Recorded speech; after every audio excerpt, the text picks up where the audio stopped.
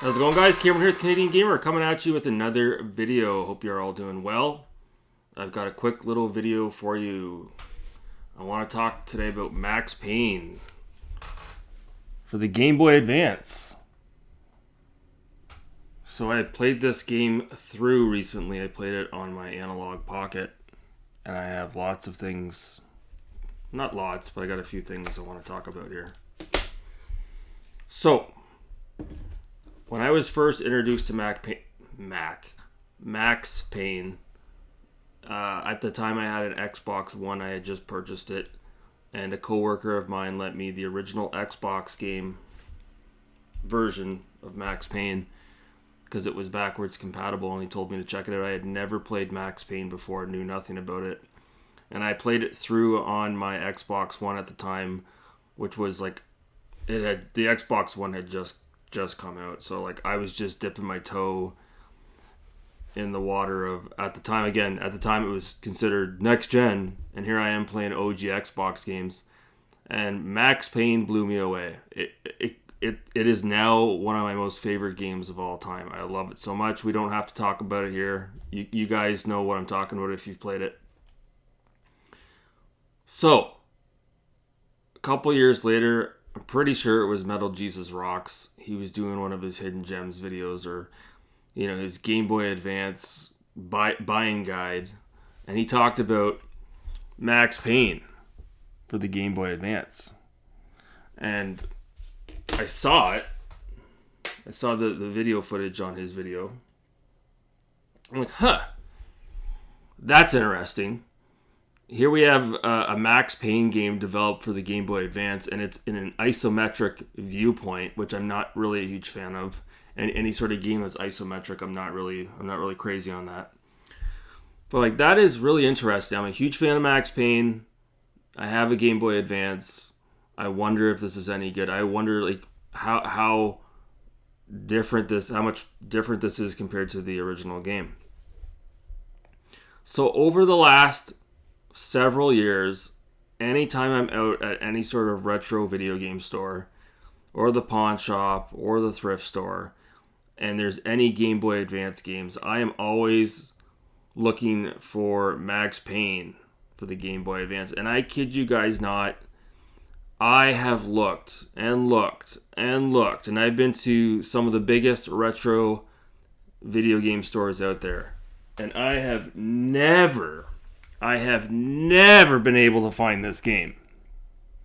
Now, sure, maybe you could go on Amazon or eBay and pay a pretty penny for it with shipping, but I wanted to find it in the wild. So recently, we're talking like a week ago, I went into one of my retro video game stores, well, retro and modern video game stores, and a little bit off topic, we can talk about it in another video, but the guy who was working at the store laid into Microsoft. He was saying right now in Canada it's very hard for retailers to purchase Xbox Series consoles from Microsoft, and they're trying to just get rid of all Xbox physical media in their stores. They don't want anything to do with it. They can't get rid of it, and they just want to focus on PlayStation and Nintendo Switch physical media. I swear to God, they're selling buy one Xbox 360 game, get the second one for free. I swear to God. Anyways, rant for another day. So I'm in there, and I wasn't even really looking at the Game Boy Advance games. I was just kind of looking around at other stuff. And then I was about to walk out the store. I'm like, well, let me just take one more look. Sometimes your eyes play tricks on you and you miss things. And then I went back and I'm looking through the glass cabinet. And I'm like, holy shit, Max Payne for the Game Boy Advance? You gotta be shitting me. No way. So I call a buddy over. I'm like, you've got a game that I've been looking for, and I need this game right here. Right here. Woo! Right here. $50 I paid for it. $50. I said, have you played this version of Max Payne? And he was a younger guy, right? He's probably in his early 30s. He's like, no, I've never played Max Payne before. No. I'm like, oh, this one is like, different than the original. It's isometric. And he's looking at me like I have two heads. He's like, well, I was wondering when I was, checking out, when we were doing the pricing for this game, I was wondering why it was so expensive. So yeah, I mean, it was $50, but like I had to have it. There was just no question at all. I had to have it, even though I've never played it. So I picked it up and I brought it home. And so the game was developed by Mobius Entertainment, which eventually became a part of Rockstar. And Rockstar, as you know, I believe they were the publishers of the original Max Payne. Developer was Remedy. So I put it on in the Game Boy Advance and I started up and I started the game, and the opening screen where you start the game, it looks promising. It looks just like the original. And I start the game and it's way too bright. Way too bright. And it has to do with this console, right? Because you're playing old games on this modern console. Sometimes the brightness is all effed up on it and you have to tinker with it. It's just how it is, right? So I went into the settings in Max Payne and I turned the brightness all the way down.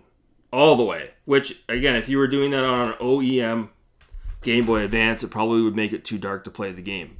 But on this thing, you turn the brightness down and it's just perfect. But as it was so bright, it was just ridiculous. So I start the game, and I'm like, oh, okay, these controls are kind of weird, isometric. But then you quickly get the hang of it. And the crazy thing about this port is, I kid you guys not, you have to play it. All of the original sound effects from the original game are in the Game Boy Advance game. They've repurposed all the sound effects, and all the neo-noir comic book style cutscenes, almost all of them, are in the Game Boy Advance version of the game.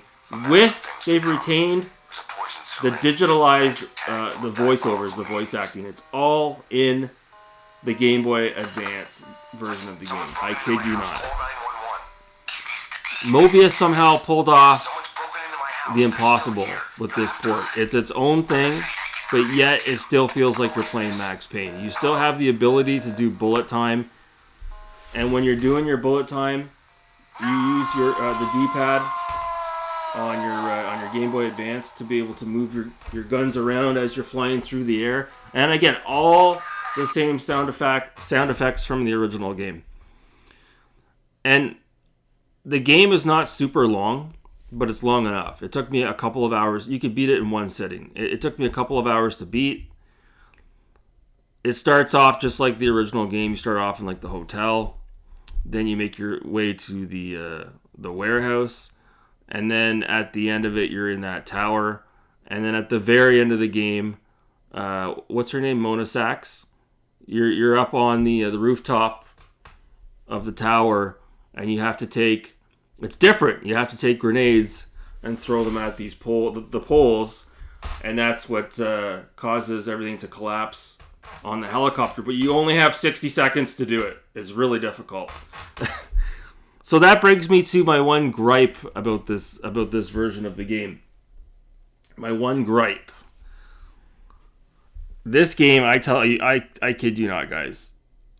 Believe it or not, in the main menu, they openly give you the option to turn on Super Cop mode. I think it's called Super Cop, which gives you unlimited health. Unlimited health. And you have the ability to turn on unlimited ammo, which I did not utilize, but I did use unlimited health to get through this. The game is so ridiculously difficult. I don't understand why they made it so difficult. Maybe to make sure that you were getting your money's worth, because if they hadn't have made it as difficult as it is, I guess you would have been able to just get right through it in 3 or 4 hours, and then you wouldn't play it again. And you pay full price for this game back in the day.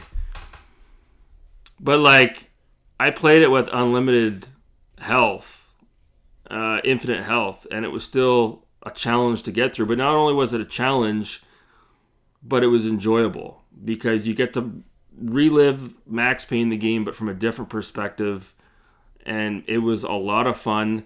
There are some wonky platforming segments towards the latter half of the game, and even if you're playing the game with infinite health, if you don't jump, because it's isometric, if you don't jump properly and you fall through, you die. You lose a life.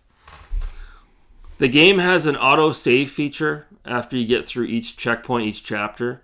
And once you get through the chapter, if you shut the game off, you can easily resume back at the same chapter you were at. Playing it on the Analog Pocket, you can put the device to sleep, so you can boot it back up, and you get the immediate smart resume like you would on an Xbox, which is cool.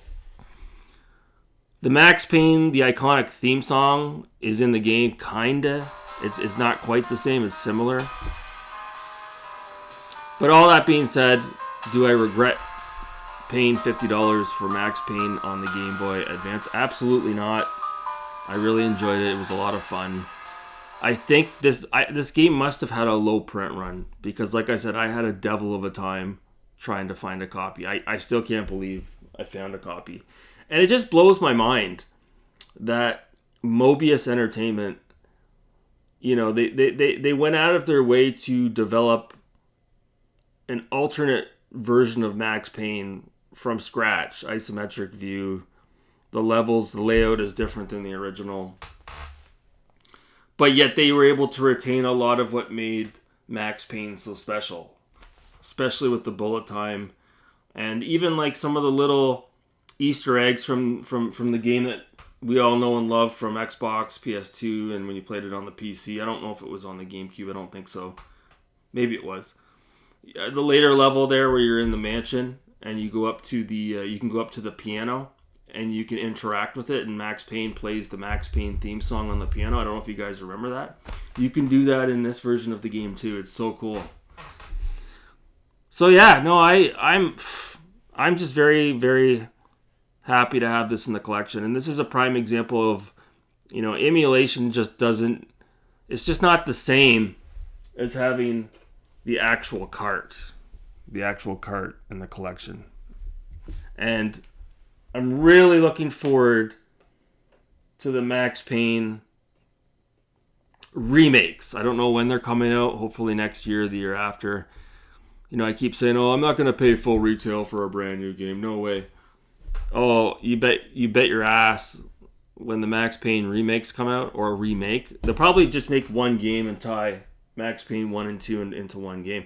When that comes out, oh my god, I'm going to lose my shit. That is going to be so good. Oh my god.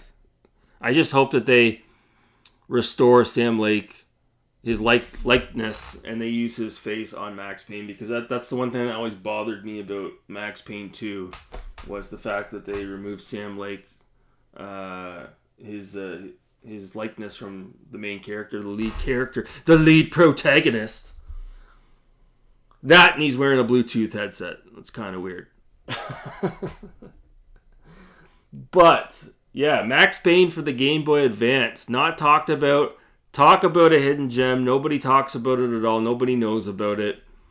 It's really good, guys. Honest to God, even if you can't afford a physical copy or you can't find a copy, go out there and check it out. Try to emulate it. See if you can play it through without using the infinite energy, infinite lives, health meter. Excuse me, I can't talk. See if you can play through without that, and let me know how it goes. Man, I'm telling you, it's hard. We're talking like Battletoads hard. It's crazy. I swear to God. Anyways, I'm going to cut it off there, right around the 15-minute mark. I hope you guys are doing well. Thanks so much for watching. Have a good night.